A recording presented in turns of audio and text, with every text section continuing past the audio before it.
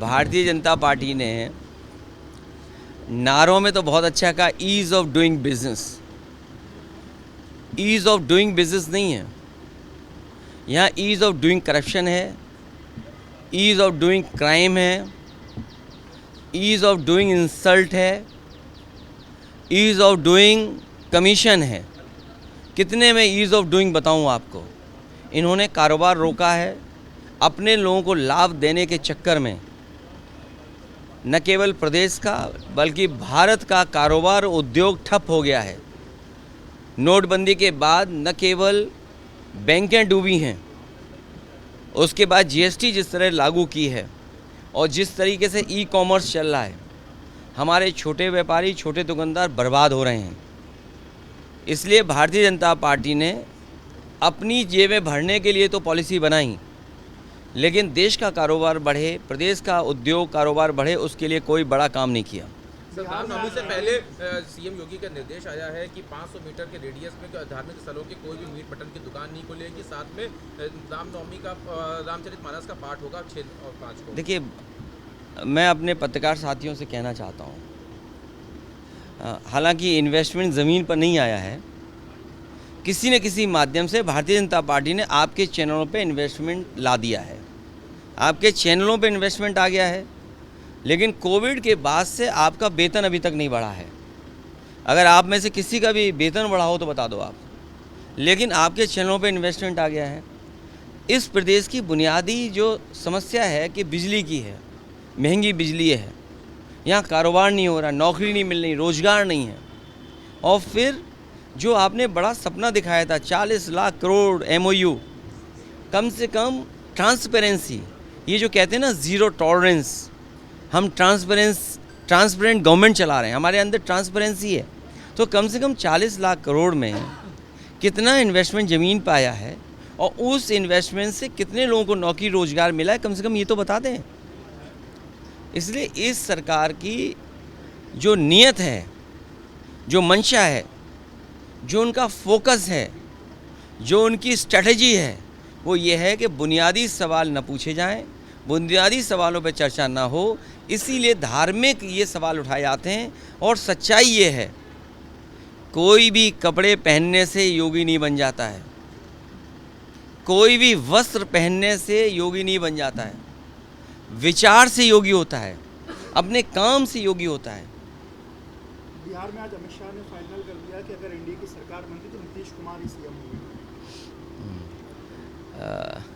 Bharatiya Janata party कितने मौक़ों पर झूठ बोलती है, लेकिन मैं एक बात बता दूं आपके सामने, 1 2 3 4 5 6 7 8 9 10 कैमरे हैं, 10 कैमरों के सामने बोल रहा हूं। आप लोग झूठ बोल सकते हैं, आप लोग झूठ नहीं, आप लोग बात बदल सकते हैं, लेकिन ये कैमरे बात नहीं बदलेंगे। आप देख लेना, जिस तरह महाराष्ट्र में हुआ है, आखिरी वक्त तक ये बताया गया कि मुख्यमंत्री कौन बनेगा। कभी जो मुख्यमंत्री नहीं बन पाए, उनके दिल से पूछो कि उन पे क्या गुजर रही होगी।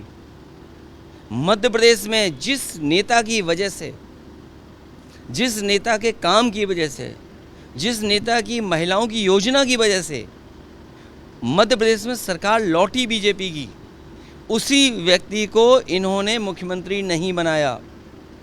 उन पे भी दिल पे हाथ रख करके पूछो आप कि क्या उन्हें दिल्ली की सरकार अच्छी लग रही है कि वो मुख्यमंत्री होते वो अच्छा लग रहा था। इसीलिए मैं बिहार की जनता से कहना चाहता हूँ, और हमने तो पहले भी कहा था कि नीतीश जी को हम लोग प्रधानमंत्री बनाना चाहते थे, लेकिन ये बीजेपी वाले उन्हें मुख्यमंत्री भी नहीं बनने देंगे। सर, एक आखिरी सवाल, आज 11 साल पीएम बनने के 11 साल बाद आज नागपुर गए थे, कैसे देखते हैं? कौन सा चैनल है ये बताओ पहले। ABP news. ABP न्यूज़ ये पूछ रही है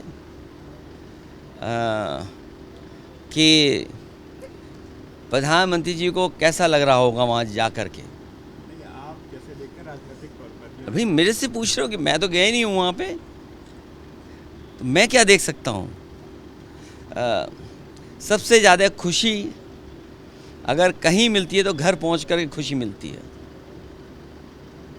सर, एक आखिरी सवाल ये था कि प्रधानमंत्री सौगात मोदी दे रहे हैं और दूसरी तरफ नमाजें छत पे मना की जा रही हैं, अपनी छत देखिए, से नहीं पढ़ सकता मैं आपसे फिर कह और रहा हूँ, छुट्टियां कैंसिल हो रही मैं आपसे फिर कह रहा हूँ, मेरे भारत समाचार के मित्र, कोई सवाल बजट के माध्यम से मत पूछिए। समाज में भाईचारा किससे बढ़े वो सवाल पूछिए। आज हम त्यौहार मना रहे हैं, कल भी त्यौहार मनेगा। ये त्योहारों का देश है, यहाँ त्यौहार मिलजुल करके मनाए जाते हैं। ये हमारे मुख्यमंत्री जी जानते ही नहीं हैं। उन्होंने कभी विवेकानंद जी को नहीं पढ़ा। मैं इतने चैनलों के सामने कह सकता हूँ दावे के साथ कि उत्तर प्रदेश के मुख्यमंत्री जी ने विवेकानंद को नहीं पढ़ा। और मैं फिर कहता हूँ ये बात, मुख्यमंत्री जी ने विवेकानंद जी को नहीं पढ़ा। विवेकानंद जी ने शिकागो में जाकर के जो स्पीचेस हुई हैं, जो दुनिया के रिलीजन्स के लीडर्स वहाँ पहुँचे थे, रिलीजियस लीडर के सामने कहा कि हम उस धरती से आते हैं, उस देश से आते हैं जिस देश की पहचान ये है कि जो भी आया उसमें उसको उन्होंने अपना लिया। यूनिवर्सल एक्सेप्टेंस यहाँ का धर्म सिखाता है, यहाँ का धर्म टॉलरेंस सिखाता है। विवेकानंद जी ने ये भी कहा एक समय पर, जब आखिरी दिन उन्होंने भाषण दिया, उन्होंने कहा कि हमारे देश में धर्म बहुत है लेकिन हमें रोटी की ज़रूरत है। तो मेरे पत्रकार मित्र, रोटी से बड़ी कोई चीज़ नहीं है, बजट से बड़ी कोई चीज़ नहीं है, इन्वेस्टमेंट से बड़ी चीज़ कोई नहीं है।